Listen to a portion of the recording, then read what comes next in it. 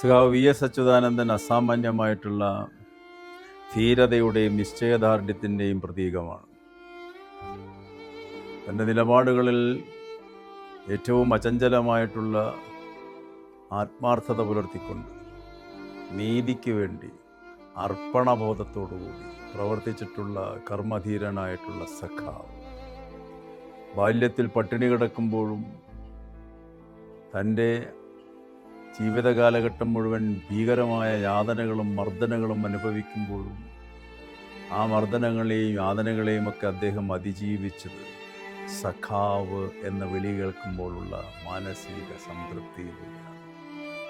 സഖാവ് പി കൃഷ്ണപിള്ള അദ്ദേഹത്തെക്കുറിച്ച് പറയുന്നുണ്ട്, ഇവൻ തീപ്പൊരിയാണ്, ഇവൻ്റെ പ്രവർത്തനത്തിലൂടെ പ്രസ്ഥാനം മുന്നോട്ട് പോകും.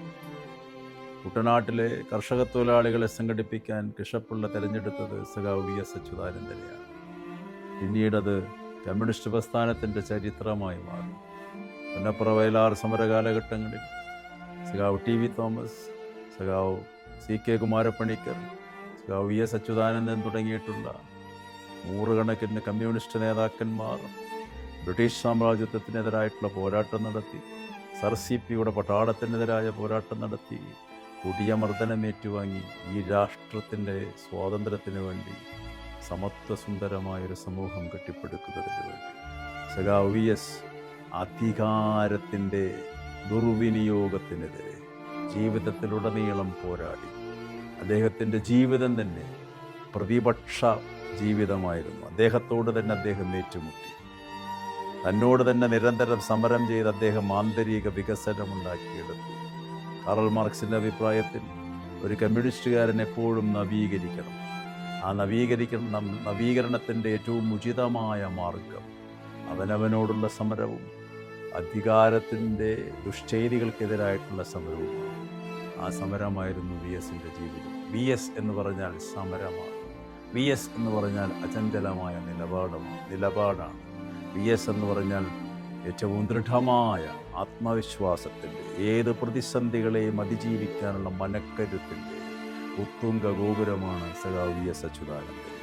ജാതിമതഭേദമെൻ്റെ, കക്ഷി രാഷ്ട്രീയ ഭേദമെൻ്റെ, ജനങ്ങളുടെ സ്നേഹം പിടിച്ചു പറ്റിയിട്ടുള്ള വിശ്വാസ്യതയുടെയും സത്യസന്ധതയുടെയും പരസ്പര ബഹുമാനത്തിൻ്റെയും ദൃഷ്ടാന്തമായിരുന്നു വി എസ്. വി എസിൻ്റെ ജീവിതം പാവങ്ങൾക്ക് വേണ്ടി സമർപ്പിച്ച ജീവിതമാണ്. ഇപ്പോൾ കണ്ടുകൊണ്ടിരിക്കുന്ന അദ്ദേഹത്തിൻ്റെ ഭൗതിക ശരീരം വഹിച്ചുകൊണ്ടുള്ള ആ യാത്ര, പതിനായിരങ്ങളും ലക്ഷങ്ങളും പ്രിയപ്പെട്ട സഖാവിനെ ഒന്ന് കാണാൻ വേണ്ടിയിട്ട് അവിടെ തട്ടിച്ചുകൂടുമ്പോൾ, ഓരോ വഴിയരികിലും തട്ടിച്ചുകൂടുമ്പോൾ അത് തന്നെ തെളിവാണ് അദ്ദേഹം ഈ രാജ്യത്ത് എന്തിനു വേണ്ടിയിട്ട് തൻ്റെ ജീവിതം ഉപയോഗിച്ചു എന്നുള്ളതിൻ്റെ. സ്നേഹം പടർത്തി, സ്നേഹത്തിൻ്റെ പരിമളം പടർത്തി, സാഹോദര്യവും സഹിഷ്ണുതയും മുറുകെ പിടിച്ചുകൊണ്ട് ഭൂജന്മിത്വത്തിനെതിരായി, നാടുവാഴിത്വത്തിനെതിരായി, ഭരണകൂടത്തിൻ്റെ അധികാരത്തിൻ്റെ ദുഷ്ചെയ്തികൾക്കെതിരായി എല്ലാവിധ പോരാട്ടങ്ങളും നടത്തി. 6500 അടി ഉയരമുള്ള മതികെട്ടാൻ മലയിലേക്ക് അദ്ദേഹം നടന്നു കയറുന്നത് 82ാമത്തെ വയസ്സിലാണ്. നോക്കൂ അദ്ദേഹത്തിൻ്റെ നിശ്ചയദാർഢ്യം. പ്രകൃതിയെ ചൂഷണം ചെയ്യുന്ന, പ്രകൃതിയെ കൊള്ളയടിക്കുന്ന വനം കൊള്ളക്കാർക്കെതിരെ, ഭൂമാഫികൾക്കെതിരെ അചഞ്ചലമായ നിലപാടെടുത്തു. അതാണ് വി എസ്. വി എസിൻ്റെ പൈതൃകമെന്ന് പറഞ്ഞാൽ കമ്മ്യൂണിസ്റ്റ് പ്രസ്ഥാനത്തിൻ്റെ അചഞ്ചലമായ പോരാട്ടത്തിൻ്റെ പൈതൃകമാണ്. സഖാവ് ആരുടെ മുന്നിലും തലകുനിക്കുകയില്ല. സഖാവ് എടുത്ത നിലപാടിലൂടെ സഖാവ് മുന്നോട്ട് പോകും. പലപ്പോഴും അദ്ദേഹം ഒറ്റപ്പെട്ടു, പ്രസ്ഥാനത്തിൻ്റെ അകത്തും ഒറ്റപ്പെട്ടു. പക്ഷേ ആ ഒറ്റപ്പെടലിലൂടെ വി എസ് കൂടുതൽ കരുത്തനായും തിരിച്ചു വന്നുകൊണ്ടിരിക്കുന്നത്. എപ്പോഴും അല്ലെങ്കിലും ഒറ്റയ്ക്ക് നടക്കുന്നവരാണല്ലോ ചരിത്രം തിരുത്തി കുറിക്കുക ലോകത്തിലെല്ലായിടത്തും. വി എസ് തന്നെ ഒരു ചരിത്രമാണ്. ആ ചരിത്രം അസ്തമിക്കുകയില്ല. വിപ്ലവ സൂര്യനെന്നൊന്നും വിളിക്കുന്നതിനേക്കാൾ അപ്പുറം വി എസ് തന്നെ വിപ്ലവമാണ്. വിപ്ലവം എന്ന് പറഞ്ഞാൽ പരിപൂർണ മാറ്റമാണ് വി എസ് ജീവിതത്തിലുടനീളം കാണിച്ചു തന്നത്. സാമൂഹിക പരിവർത്തനം. മാർക്സിൻ്റെ പ്രസിദ്ധമായ വാചകം, മാറ്റമില്ലാത്തൊറ്റ വസ്തുതയെ ലോകത്തിലുള്ളൂ, അത് മാറ്റം മാത്രമാണ്. വി എസ് നിരന്തരം മാറിക്കൊണ്ടിരിക്കുന്നു. സമരങ്ങളിലൂടെ, പോരാട്ടങ്ങളിലൂടെ, അസന്നിഗ്ധമായ നിലപാടുകളിലൂടെ. സഖാവേ ലാൽ സലാം.